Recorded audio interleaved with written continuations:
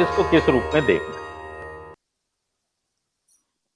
देखिए, इसमें पूरी भूमिका ही बड़े लोगों की है, इसमें छोटे लोग कौन है।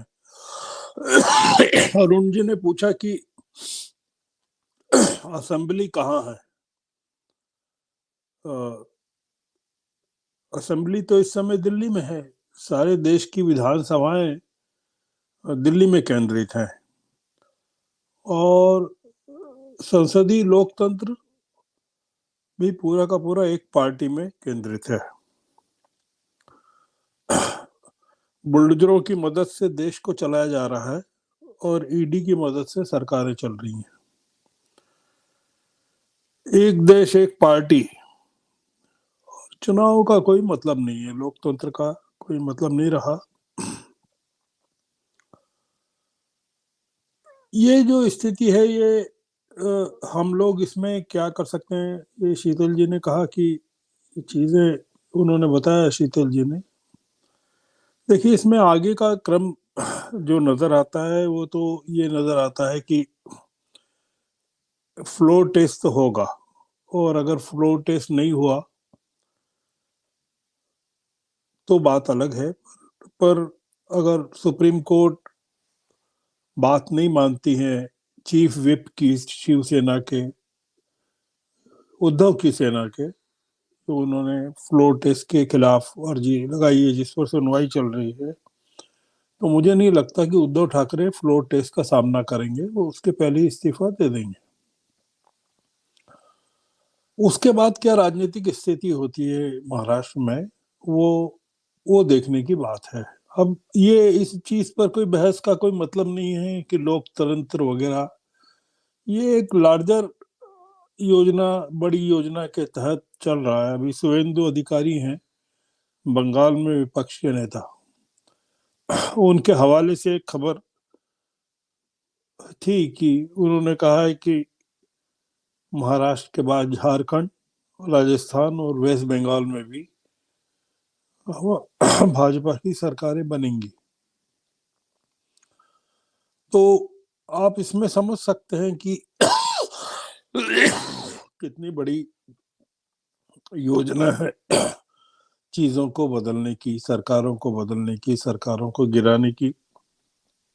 और ये निश्चित रूप से कोई प्रधानमंत्री की असहमति से हो रहा हो, उनकी जानकारी के बगैर हो रहा हो, तो ऐसा लगता नहीं है, ऐसा है भी नहीं।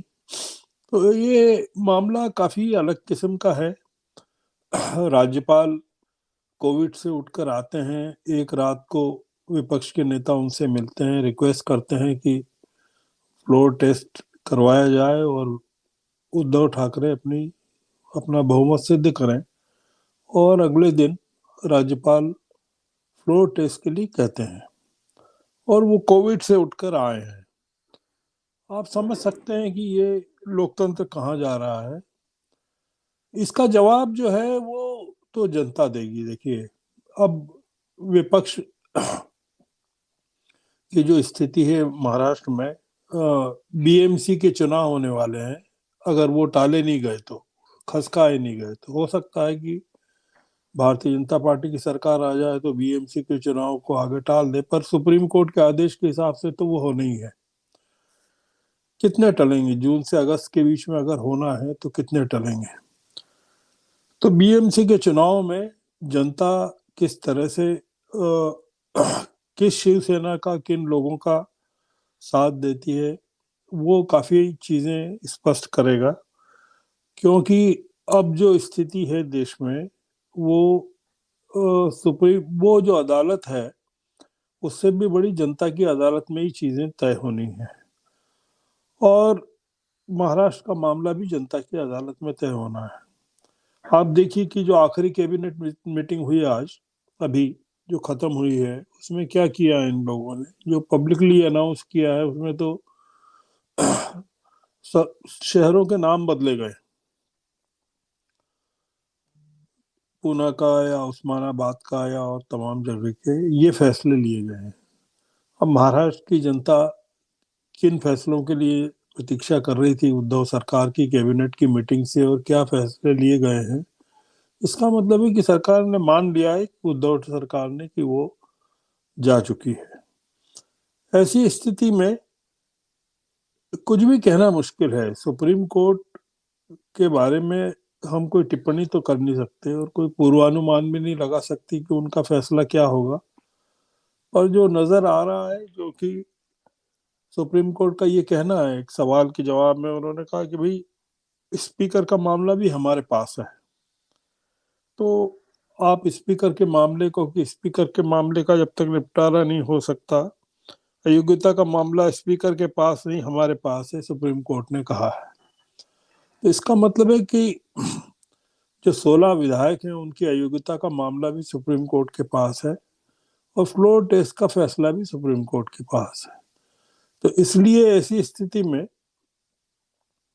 जो आर्गुमेंट चल रहे हैं वो अपनी जगह हैं। महाराष्ट्र की जनता भी, देश की जनता भी इस पूरे घटनाक्रम को देख रही है। अगर उन्होंने गुवाहाटी छोड़ा है, विधायकों ने गोवा गए हैं और गोवा से सीधे बम्बई पहुंच के सीधे विधानसभा ही जाने वाले हैं, वो सारे के सारे।